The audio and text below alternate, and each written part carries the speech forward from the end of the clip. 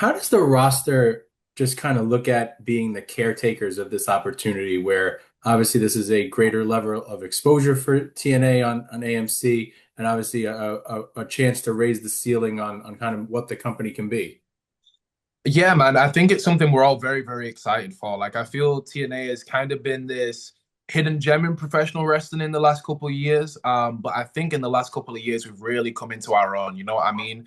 Whether that was, kind of back in the Impact days when Josh Alexander and Speedball and Jordan Grace started coming to their own, which obviously carried us over into this new era of TNA where I feel like people like, Mike Santana's, the Joe Hendrys, people like myself have all stepped up to kind of carry that momentum forward. And heading into 2026, I feel like we're all very excited to show people what all that hard work has been for. And it was for an opportunity like this.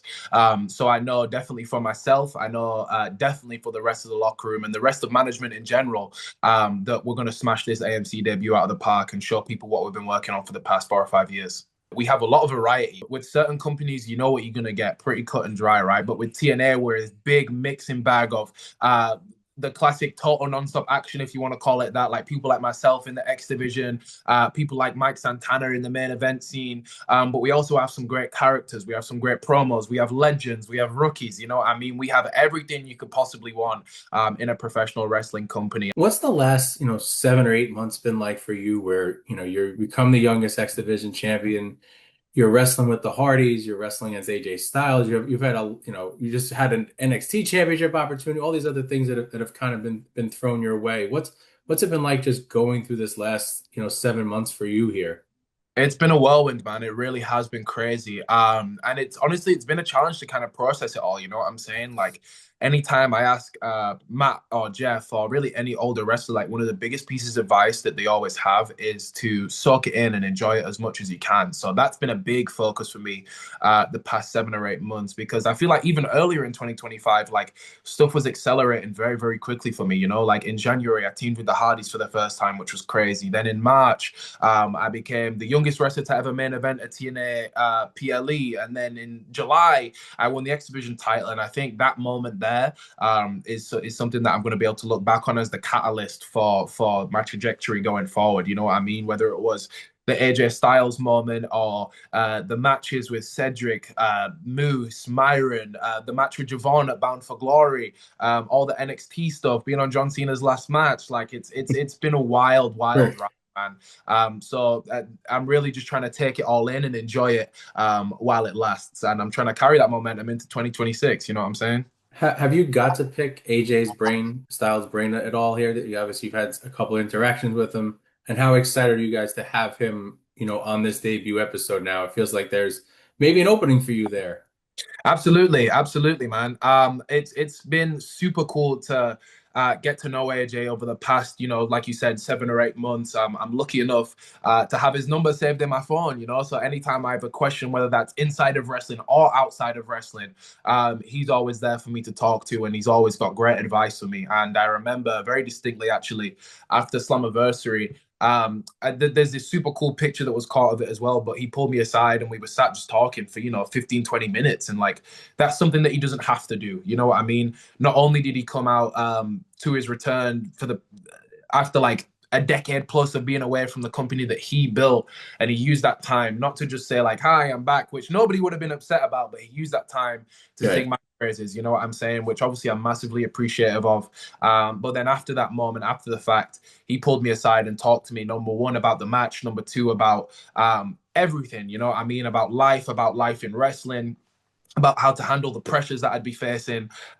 He's been super, super helpful for me, and I'm very excited to have him with us on Thursday on AMC. What stood out for you for just the experience of being on John Cena's last show? That was another super fun one, man. And again, like it kind of goes back to that premise where the older guys say, just enjoy it and have fun and take it in. And that was definitely my main focus heading into that because even even more than a WrestleMania almost. Like it's such a huge event, and it really is like a once in a lifetime event. Like WrestleMania Yeah. happens every year. Obviously, it's WrestleMania, but it happens every year. So does SummerSlam, so does Survivor Series, so does the Rumble. But John Cena's retirement match, there's one of those ever, and there may not be another retirement show ever to that magnitude ever again. So the fact that I was number one on that card, and number two on that card as someone that doesn't even work for the WWE. I'm a TNA contracted talent. Is something that I was super proud of, you know. So I remember from the entrance to being in the ring to being stood on the apron to going back through the curtain afterwards. I was looking around, I was taking everything in and just trying to enjoy how cool of a moment that was. Were you a part of that last John Cena drink backstage? I know he said Javon was back there and a couple other people. Were you a part of that moment? Yeah. I was lucky enough to be in the locker room where Cena came back, no shoes, just in his shorts. And he made a toast to us. He made a toast to all the guys in the locker room right there, and thank them for all the help of getting him to that point. And something that'll stick with me forever is that he was talking about all the numbers that he had broken that night, or that the WWE had broken that night. I think it was the biggest gate in that arena's history, like Yes. wrestling or any other sport, right? It did millions of views. It was all these accolades that this event had checked off. And he goes, "This is a toast to my young bucks. Um, I set this bar, and now it's for you to beat." And he took a swig of the beer. So I will forever remember that toast, and I'll forever remember that night, man. It was a real special one. You've been doing this since you were 9 years old, started training. I know your first match at 11. What made you at 9 say, this is what I want to do? And I know you've shouted out your mom for a lot. Like, what made your mom say, yeah, go ahead, 9 years old, get in there, get in the ring, get start training.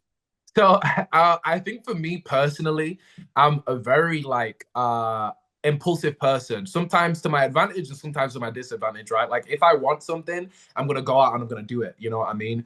And wrestling was just something I was so passionate about. And honestly, the only struggle with starting training so young was finding a school that would take me in. Like that was the Yeah. most difficult part. It wasn't convincing my mom. It wasn't like trying to get over myself and like having the confidence to do it. That was never an issue. It was just finding the school. So once we found a school that was close enough that took people that young, it was the first thing we did. I think I found the school on Google, and like the Wednesday, I was there on the Saturday. You know what I mean? And Well, like you said, I wouldn't have been able to do any of this, like let alone starting to train that young without my mom and her being so supportive. And as long as I've been alive, she's been an entrepreneur. She's had her own business, so I think she kind of understands that drive of wanting to follow your passion and go out there and do something that you want to do. You know what I'm saying? So I think it's all just been a perfect storm of having a supportive family, having the best mom ever, finding a school local that would take me that young, all the people that I've met and all the circles I've been in. I think that all adds up to get me to the place I am now, which is the TNA Division champion. one other thing that stood out to me from that video is I know obviously your dad left you guys at a young age, and at one point you say you kind of wrestle to not be forgotten again. Is that Yes. something that you take with you to the ring all the time? Is that something that's just kind of a general driving force? Like how deep does that run?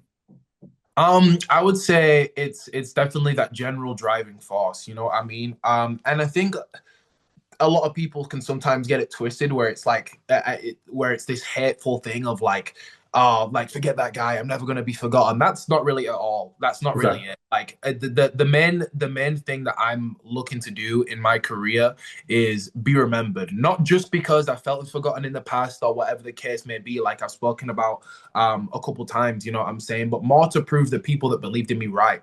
You know what I mean? So most of the time it's not a thing about my dad forgetting me. It's about and it's not about proving him wrong. It's about proving my mom right. You know what I'm saying? All the other parents that probably said to her, I can't believe you're letting him do this young. I can't believe you drive him every weekend and pick him up in the middle of the night and drop him off to these shows and take him here, there, and everywhere. It's about proving that time for her was worth it, and proving that my sister, all the shows that she's came to, my nan, God rest her soul, my granddad, my girlfriend, all of my circle, and even like outside of family, the people like AJ Styles, people like John Cena, the Hardys, everyone that sung my praises and believed in me. It's about proving them right as well as proving other people wrong. You know what I'm saying?